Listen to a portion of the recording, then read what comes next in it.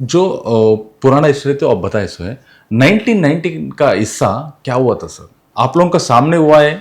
देखिए हमारे बिल्कुल ये सामने हुआ है और एक ही बारी में अचानक से ये हुआ है, तो ये कोई ये नहीं है कि 2-3 साल में हुआ है, ये अचानक ही 2-3 महीने के अंदर अंदर जो सबसे बड़ा जो हादसा हुआ वो 1990 में हुआ, जब मैंने आपको बताया कि मंदिरों से अजान आनी शुरू हो गई और इस तरह के नारे लगने लगे। 99 पे भी? 1990 से शुरू हो गया ये। 90 से शुरू हो गया? हाँ जी। तो और नारे जो है और ज़्यादा जो जो उसको वॉयलेंट नारे बोलते हैं वो शुरू हो गए। जैसे कि एक नारा था कि अ, जैसे कि आप कश्मीरी लोग जो जो कश्मीरी मर्द हैं वो आप यहाँ से चले जाओ, लेकिन अपनी औरतों को और बेटियों को यहीं छोड़ के जाओ। क्यों? इस तरह के नारे, क्योंकि वो चाहते हैं कि उनको हम यहाँ पे किडनैप कर लेंगे ताकि हम जो है कन्वर्ट कर लेंगे ताकि उसको। वो उन लोगों को आगे की जनरेशन खत्म हो जाए, उनकी उनकी औरतों को यहीं रख लेंगे। तो हिंदुओं की जनरेशन खत्म हो जाए, हिंदू ब्राह्मणों की जनरेशन खत्म हो जाए।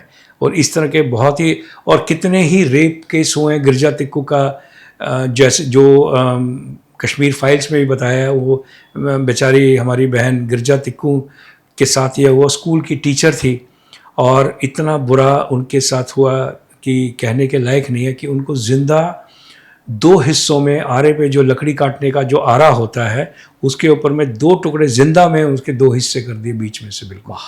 और इस तरह से मारा गया। हज़ारों लोगों की मौत इस तरह से हुई है। अलग अलग टाइम पे बहुत ही ज़्यादा इस तरीके के ग्रुप मारे गए। बच्चों को मारा गया, लड़कियों का औरतों का रेप किया गया, आदमियों को मारा गया, उनकी आंखें निकाल दी गई, उनके हाथ पैर। नीलकंठ गंजू थे, उनको उनकी आंखें निकाल ली गई। इस तरह के हज़ारों।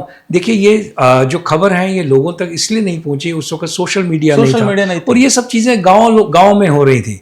गांव में से शहर आते और शहर से पूरी दुनिया में फैलने का उस वक्त कुछ मौका नहीं था, तो ये सब चीज़ें दबी की दबी रह गई। और सबसे बड़ा जो हमें दुख है वो ये है कि तब से लेकर आज तक भी ना तो कोर्ट ने कोई हमारी सुध ली है, ना ही जो हमारी जो गवर्नमेंट रही है, या तो स्टेट गवर्नमेंट रही है या सेंट्रल गवर्नमेंट है, कोर्ट और कचहरी के मामले में वो ये कोई भी केस जो है अभी तक इतने अच्छे तरीके से ट्रायल पे नहीं आया। हालांकि 1-2 केस अब खुले हैं, लेकिन हमको मालूम नहीं कि कब उनका सेटल होगा।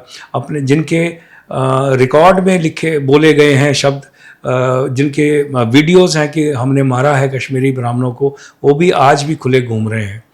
आज भी खुले घूम रहे हैं। कुछ को जेल में भी डाला, लेकिन जेल में डालने से क्या वो न्याय तो नहीं मिलेगा। नहीं, जेल में डालने से उनका तो न्याय तो होगा, जो जो उन्होंने काम किया उसका उनको बराबर उनको उनका मिलना चाहिए, सज़ा मिलनी चाहिए। लेकिन वो तो कोई सज़ा नहीं उनको अभी तक मिली है। और अब ये कितना टाइम लगेगा, और वो भी हार्डली 1 या 2-4 लोग ही हैं। बाकी के वहाँ पे हज़ारों लोगों ने जो ये सब किया, वो तो सब खुले घूम रहे हैं। उनमें से आज भी कितने लोग वैली में होंगे जिनके बारे में लोगों को मालूम नहीं है। तो इसलिए हमारी जो त्रासदी है, हमारे जो कि सब कुछ हमारे आंखों के आगे हुआ, लेकिन हम फिर भी हेल्पलेस हैं। हम मदद की गुहार करते रहे, लेकिन कहीं से मदद हमको मिल नहीं पाई। आज भी हालांकि बीजेपी गवर्नमेंट ने, मोदी गवर्नमेंट ने थोड़ा रोक लगाम लगाने की कोशिश करी है, कुछ हद तक काम कर रहे हैं वो। लेकिन जब कश्मीरी पंडितों का सवाल आ रहा है और उनके रहने का सवाल आ रहा है, उनके वापस जाने का सवाल आ रहा है, वो बात आज भी क्लियर नहीं है। जिस तरीके से हमने मांग करी, हमारी काफ़ी सारी मांगें हैं, जो हमारी जो एसोसिएशंस हैं, कश्मीरी ब्राह्मण एसोसिएशन है, काफ़ी सारी कश्मीरी पंडित एसोसिएशन है, हमने बहुत सारी डिमांड रखी हैं। हम उम्मीद करते हैं कि सरकार जो है उसका ध्यान करेगी और कुछ उसके बारे में करेगी, और किसी तरीके से जो हम लोग हैं किसी तरीके से वापस जा सकें। कुछ हादसा होने वाला है, वो हादसा में लोकल इट्स रहता ना, उन लोगों का हादसा वो काम होने के से पहला ये लोगों को पूरा पता चलता सर? देखिए ये बात तो पक्की है कि हादसे के टाइम पे और हादसे के होने के बाद में वो चुप रहते हैं, इसमें तो दो राय नहीं है। ये तो सच है कि वहाँ के लोग नहीं बोलते।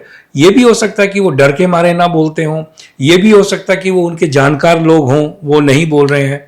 ये कहना बहुत मुश्किल है, लेकिन ये पक्की बात है कि उन सबको ये खबर तो अगर पूरी नहीं रहती तो थोड़ी बहुत खबर जो है गली मोहल्लों में ज़रूर रहती है, क्योंकि कश्मीर इस तरह से बना हुआ है कि एक घर से दूसरा घर बिल्कुल साथ साथ होता है। तो ऐसा नहीं हो सकता कि वहाँ पे कोई इस तरह का जो बंदूकें हैं और आर्म्स और एम्यूनिशंस हैं वो जा रहे हैं और आ रहे हैं और किसी को पता ना चले। ये बात सच नहीं है। इसका मतलब ये है कि वहाँ के जो लोकल लोग हैं उनको उनकी मदद के बगैर इस तरह के हादसे नहीं हो सकते। वो भागकर नहीं जा सकते। कहाँ जाएंगे भागकर? वो तो बॉर्डर सिक्योरिटी फोर्स है, पुलिस है, कहाँ जाएंगे वो? तो कहीं ना कहीं किसी के घर में तो छुपेंगे, कहीं ना कहीं तो वो रहेंगे जहाँ से उनको चुपचाप करके महीनों भर रखा जाता है। तो ये बात तो सच है कि कुछ ना कुछ लोकल हेल्प तो उनको ज़रूर मिलती है वहाँ पे।